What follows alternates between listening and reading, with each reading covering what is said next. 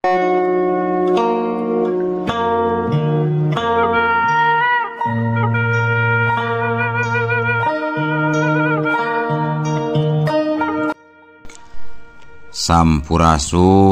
wadia balad pecinta dongeng ATE official di mana wae ayana.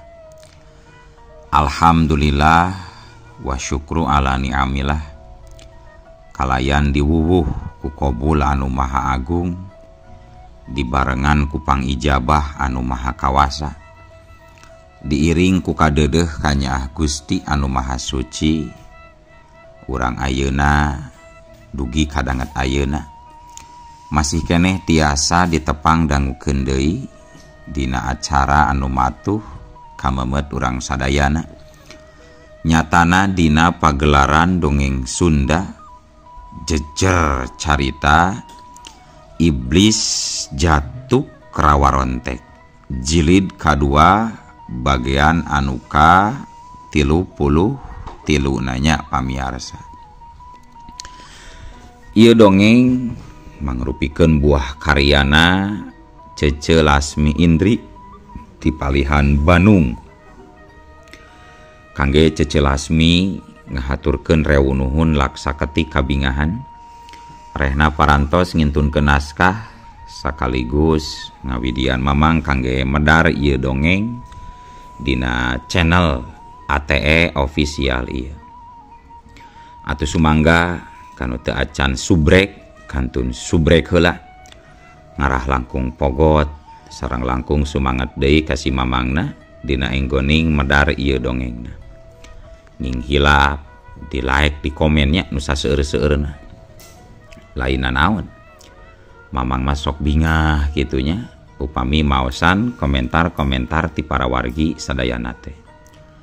Kalintang bingahna deui upami mah link video mamang ieu dipangshare-keun atanapi dipangbagikeun.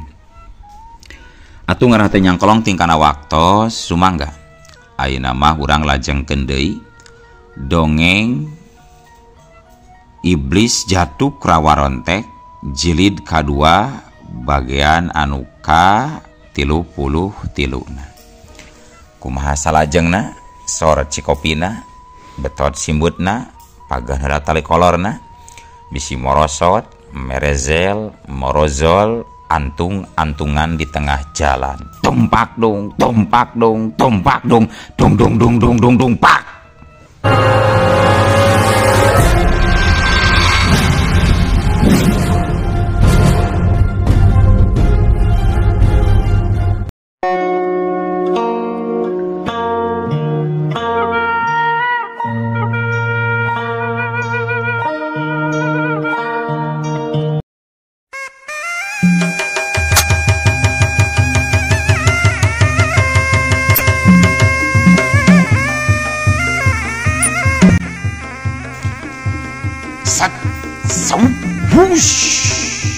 Harita katingali tilu jalur angin nyewot museuran dampalengeun nyigin-gin tuluy nebarkeun hawa tiis jeung geteran-geteran aneh kasabudeureun eta tempat. Jurus anu kiwari keur diwatek ku nyigin-gin nyaeta jurus tapak suci si bidara mangrupakeun jurus tutungkusan nyigin-gin nu aya di Padepokan Merak Sakti.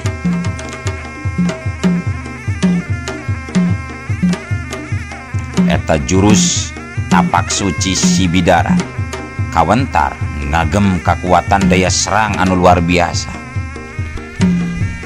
Andewi anu merhatikeun nyigin-gin rada dijieun hookeun oge. Manehna bisa ngarasakeun kana hibar daya kakuatanan. Sadar lamun jurus anu diwatek ku musuhna lain jurus joro-jore.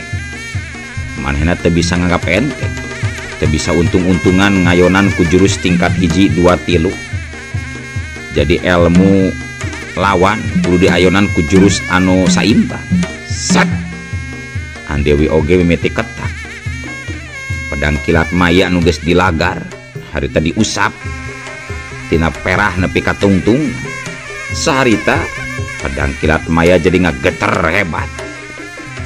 Bilah wajah anu mitina heuras jadi kekelebetan jika buntut orang. Pedang kilat maya tuluy ngabelit kana leungeun Andewi nu akhirna les. Pedang kilat maya ngiles salin jinis jadi sumirat rana perak gumilangan. Andewi geus nangtukeun sikepna. Kiwari manehna ngahadirkeun ajian kilat sabda jiwa pikeun ngayonan jurus tapak suci si bidarana Nyi-Gin-Gin. Sanggeus yakin ajian kilat sabda jiwa geus museur, corelat jeleng saung hush. Andewi ngacorelat ngabalakan nyerang. Tandangna ngaberebet nyingrai angin sinanding rana perak dina leungeunna. Seranganana diwengku ke tilu unsur, prana pangluluh, prana panglebur, jeung prana kilat salesel. Tilu jenis kekuatan digabung jadi tenggelan sakti kilat sabda alam pedang kilat maya. Sedangkan Nyi-Gin-Gin harita tetep pancuh di tempatna. Sukuna pancuh pasek bumi. Dampaleungeunna luak liuk ngumpulkeun kekuatan. Terus dipusatkeun dina hiji titik serangan.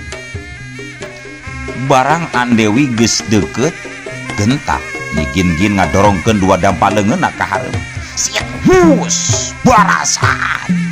Katempo harita aya tilu lapisan prana padat langsung ngahadang kana lajuna Andewi. Hap hiat saudua barasan dua.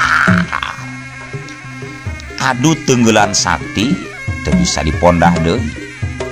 Ajian sabda jiwana Andewi bantrok jeung jurus tapak sabidara Nyi-Gin-Gin bantrok di tengah jalan anu ngakibatkeun hawa di sakuling bungking eta tempat langsung pecah nimbulkeun sora ngabludag jejeleguran. Sagulung angin bajra ngaleled ke sagala arah. Kidoger anu keur cicing di tempat rada anggang oge kuat ka ngajengkang ditotog sirahna kana tai kebo.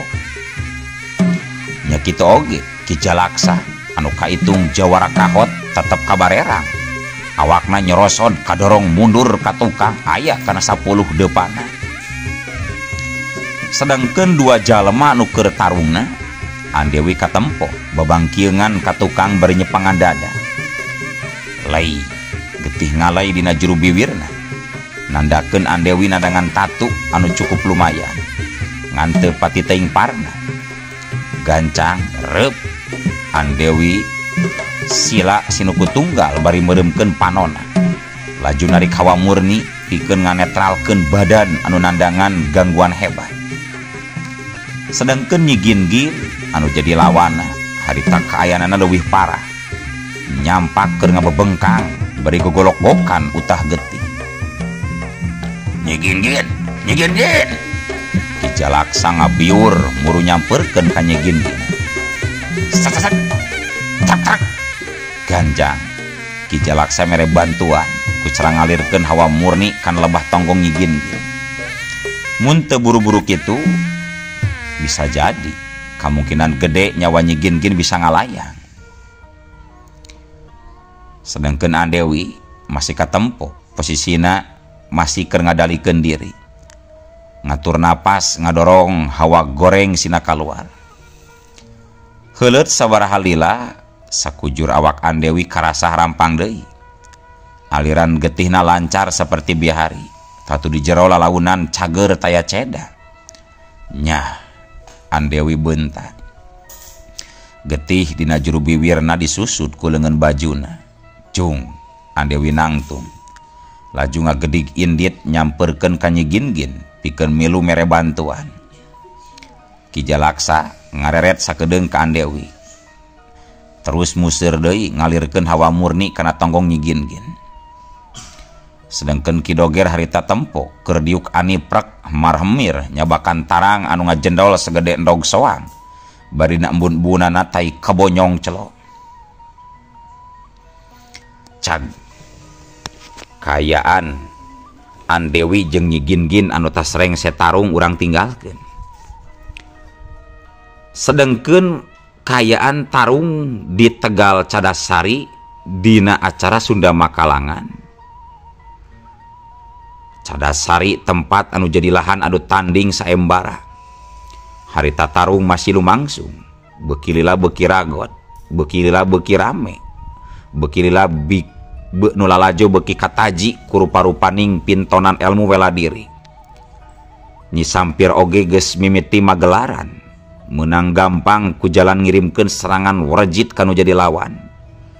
Lawan-lawana teu sempet nyerang kaburu nambru manten keuna ku serangan warjit ti Nini Sampir.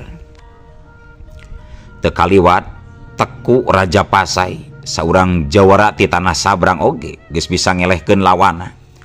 Teu kudu ngagunakeun aji lembayung nandung ku 10 jurus oge lawana beres dileled ku manehna.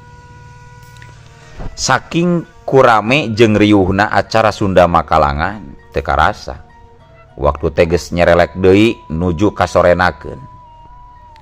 Nincak wanci reup-reupan pagelaran tarung Sunda Makalangan dipugag heula engke dituluykeun isuk deui. Cag kaya di Cadasari oge urang tinggalkeun. Ayeuna urang samper deui lalampahan Dewi Cempaka katut Nini Suketi salaku badegana. Saluyu ceuk pituduh ti tukang asinan di basisir laut kidul teh. Harita Dewi Cempaka jeung Nini Suketi leumpang ngajugjug ka ujung kulonkeun. Singkatna carita, harita duanana geus tarepi ti wanci beurang mula keneh. Jog kadinya duanana ngadon ngajaranteng pada ulang bingung. Teu salah anu dicaritakeun ku si Aki tukang asin di basisir laut kidul teh. Memang bener. Kuloneun ujung kulon memang eueuh daratan. Iwal aya galura sagara mes satungtung deuleu mayakpak. Harita wanci geus reup-reupan. Reup poek alias wanci peuting geus datang. Harita duanana Daryuk ngalungsar ngampar pasir. Paroman beungeutna marung kawut. Nu utamana mah Dewi Cempaka bingung kudu kumaha pilampaheun. Kuciwa jeung teu ngarti kana pituduh jalan anu aya dina kalung giok menang nyalin teh. Nah bet beda antara gambar jeung kanyataan. Nah bener patilasan Siliwangi teh kuleuneun ujung kulon.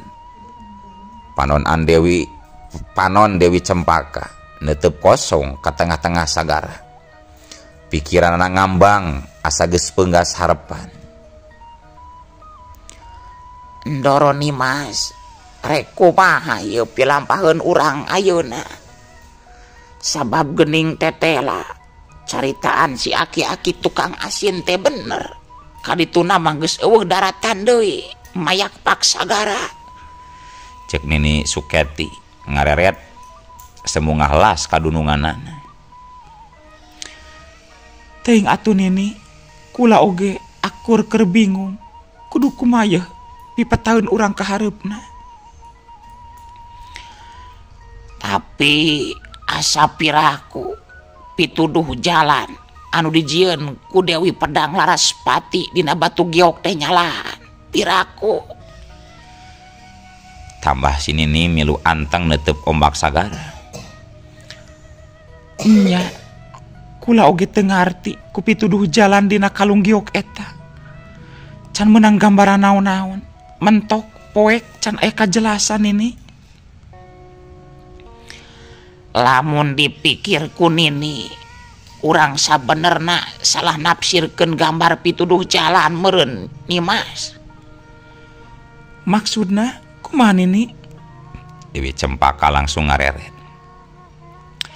Maksud Nini, urang teh salah ngartikeun pituduh jalan meureun. Sabenerna mah buhun sakirat teh lain anu buleud silang cakra di tengahna, lain eta meureun Nimas. Kula masih can ngarti. Lamun eta tanda lain patilasan Prabu Siliwangi. Terus patilasan anu benerna di mana? pan eta gambar cukup jelas.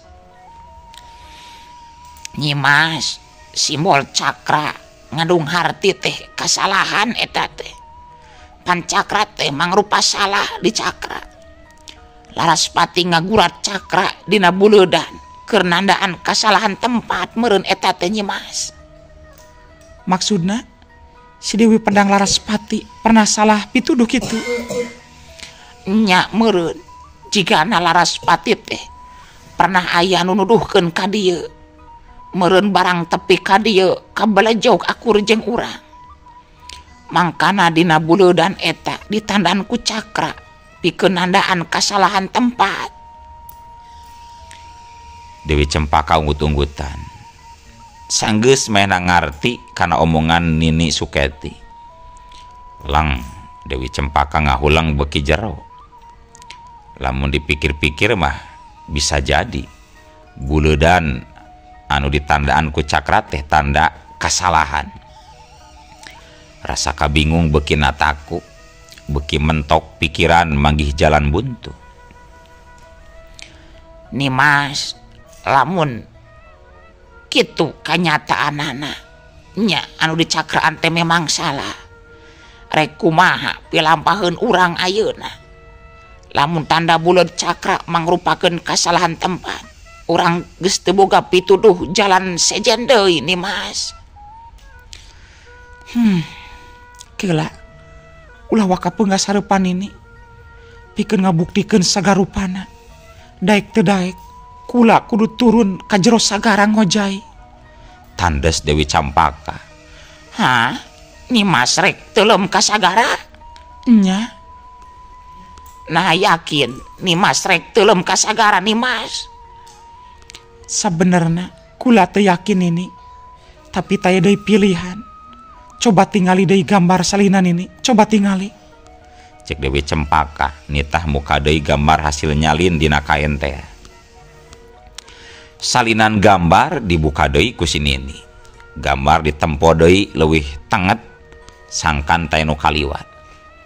Da memang anu ditandaan iwal anu dibuledan cakra eueuh deui tanda sejen. Tuh dina gambar anu ditandaan ukur hiji. Lamun tanda ieu lain tanda nuduhkeun sakera. Terus di mana deui atuh sakera ayana? Tanya Dewi Cempaka. Lebah dieu Nini oge bingung Nimas. Dina gambar memang eta tanda teh nuduhkeun tempat sakera.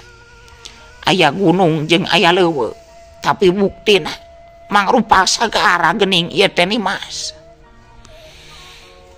Nya. Pikeun meakeun rasa kapanasaran. Eueuh salahna lamun kula nyobaan teuleum ka jero sagara. Miharep sugan aya pituduh deui anu leuwih pasti di jero sagara. Eta mah nya teu langkung endoro Nimas we. Pami kekepet kekeh hayang teuleum ka sagara mah sumangga. Mung upami dipikir sacara akal, asana moal aya gunung jeung pileuweungan di jero sagara mah Nimas. Maksud kuring rek teuleum teh lain neangan gunung, tapi susuganan aya pituduh sejen di handap. Ari soal pileuweungan di jero sagara pasti moal aya tuh Nini. Nya mangga Nimas. Kade ulah lami teuing sing emut. Waruga Nyimas teh ayeuna keur nandangan kasakit. Nya Nini, wayahna Nini daguan di desa Kedeung.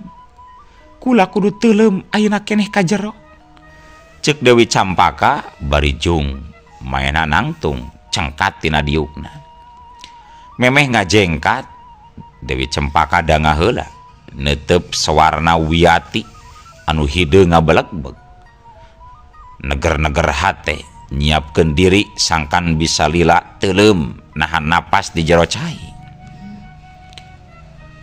Geus kitu mah gedig Dewi Cempaka ngagedig nuju ka tengah sagara.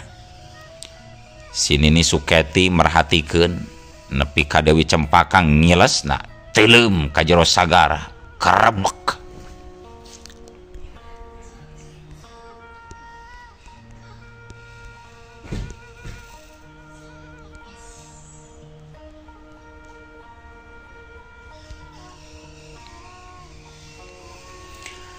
Sini nih ukur bisa merhatikan jeung bisa ngadagoan di darat.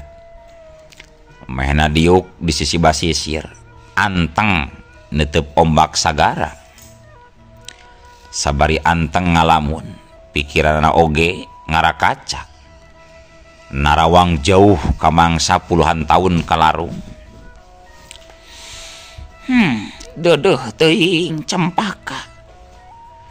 Hidup nepi ka kieu nasib teh. Lamun kula kongang mah kula hayang ngabejakeun. Lamun hidup teh sabenerna mah incu nini. Hampura Cempaka. Nini teu waka bisa wakca balaka ka hidup. Jigana nepi ka ira wae oge. Nini moal ngabejakeun sahadiri nini sabenerna ka hidup.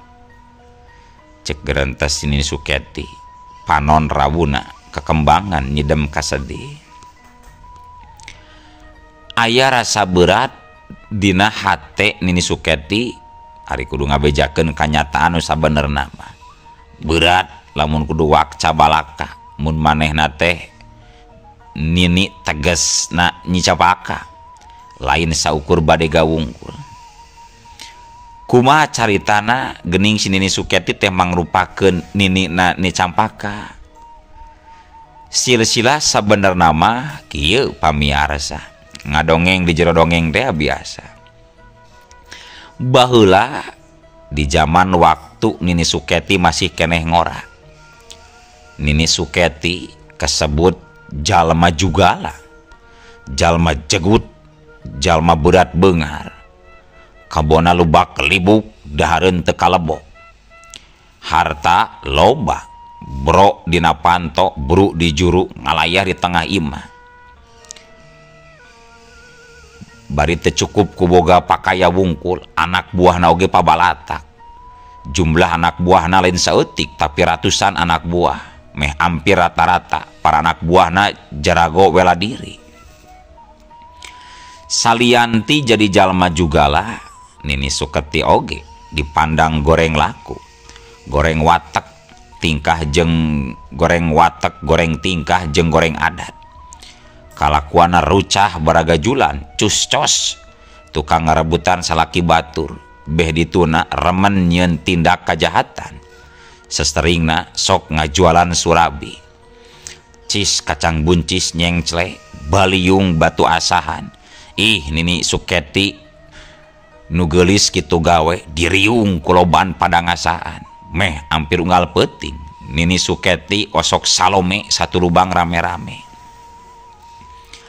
Hiji waktu Nini Suketi teh ngalaki rabi jeung saurang jajaka anu kasep. Tina hasil rumah tanggana boga budak awewe anu dingaranan Nyimas Ayuning. Ngan hanjakalna warugana Nyimas Ayuning teh kayana cacat. Rupa mah memang pantas geulis ngan sukuna rada marengkol sabelah. Teuing karma, teuing babales tina sumpahna jalma anu pernah dinyerikeun, anu salakina pernah direbut ku manehna. Si Nini meureun ku ciwa boga budak kayan cacat. Manehna salaku jalma jugala tapi boga budak kakurangan. Pan era wirang di kolong catangnya gedenya panjang. Sanajan kitu ti umur sabulan nepi ka 10 tahun Nini Suketi nyobaan ngurus eta budak anu ngaran Ayuning. Ngan kadituna mah nya kitu teh. Jadi era ku batur ku pedah boga anak cacat.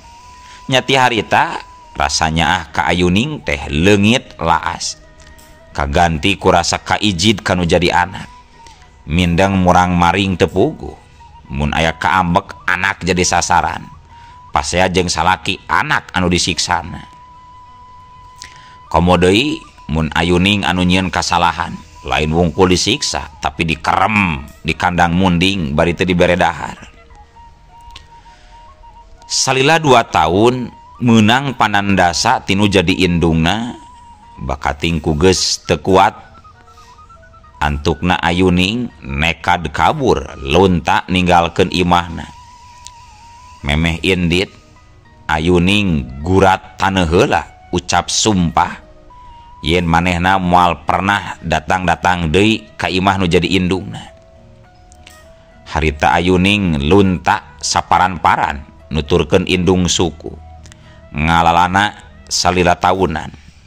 Nu akhirna eta Ayuning panggih jeung jalma nu haat ka manehna, haat ngampihan nepi ka dikawinna. Sedengkeun Nini Suketi saditinggalkeunana ku Ayuning nu jadi anakna.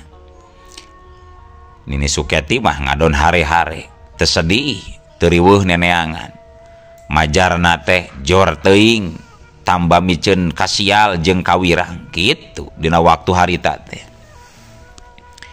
Sairing lajuna waktu 20 tahun ti harita geus tangtu ngaranna hirup mah pasti aya pasang jeung surut. Teu hayoh wae jag-jag tangtu beunang ku kasakit. Teu hayoh wae jugala pasti hiji waktu mah ngalaman malarat. Hal sarupa kitu kaalaman pisan ku Nini Suketi. Harta bandana beak, awakna geus kolot, antukna cuang cieung hirup sorangan ditinggalkeun ku salaki jeung anak-anak buahna. Nya tidinya kakarak weh Nini Suketi sadar, ngarasa kaduhung, laju babalik pikir. Da kitu ari jelema mah mun keur jaya sok poho, mun geus rungkad beak sagarupa kakarak weh tobat. Teu kuat hirup sorangan bae bari geus ripuh ku kakolotan. Nini Suketi boga niat hayang maluruh Ayuning anu jadi anakna. Atuh bral we Nini Suketi teh miang ninggalkeun lembur matuh banjar karang pamidanganana. Saban lembur manehna tatanya, saban desa manehna dungadengo tatanya kaditu kadieu. Nya akhirna manehna menang beja lamun mah Ayuning teh nganjrek di Gunung Tidar. Atuh sanggeus menang beja yen anakna nganjrek di Gunung Tidar, Nini Suketi langsung nuju ka tempat anu dimaksud. Barang tepi ka Gunung Tidar, anu ngabagiakeun teh lain Ayuning, tapi nu ngabagiakeun teh Dewi Cempaka. Si Nini tanda tanya, saha ari Dewi Cempaka? Nya dijawab ku Dewi Cempaka, lamun Ayuning teh indungna pisan. Ngan hajakalna Ayuning geus maot 2 tahun ka tukang, anu aya tinggal anakna nyaeta Dewi Cempaka. Atuh Nini Suketi barang ngadenge Ayuning geus tilar dunya, sedih kin-kin, hatena ngaleket teh dunya asa runtuh. Satadina mah hayang menta dihampura ka anakna, tayohna anakna geus eueuh ti heula. Nyapikeun nebus kasalahan ka Ayuning, nyati harita Nini Suketi ngabadega ka Dewi Cempaka bari teu pernah nyaritakeun jeung teu pernah ngabejakeun silsilah sabenerna. Ta eta matak Nini Cempaka satia satuhu ka Dewi, matak Nini Suketi satia satuhu ka Dewi Cempaka teh pedah pikeun nebus kasalahan salaku Nini kanu jadi incu. Ayeuna balik deui kana carita. Heuleut sabaraha lila ngadagoan anu keur ngojay, Nini Suketi tuluy we ngalamun. Tapi keur kitu pucung hul katempo Dewi Cempaka mucung hul hanjat deui ka darat. Awakna jibrug leumpang langlayeuseun muru nyamperkeun ka Nini Suketi. Aduh, lebeng Nini, eueuh nanaon? Cek Dewi Cempaka bari nyangsangkeun awakna na luhur pasir. Dada nyeungseungna katempo naik turun, amekan renghap ranjug miceun rasa eungap sesalila nahan napas di jero sagara. Lembeng kumaha Ndoro Nimas? Lebeng kumaha?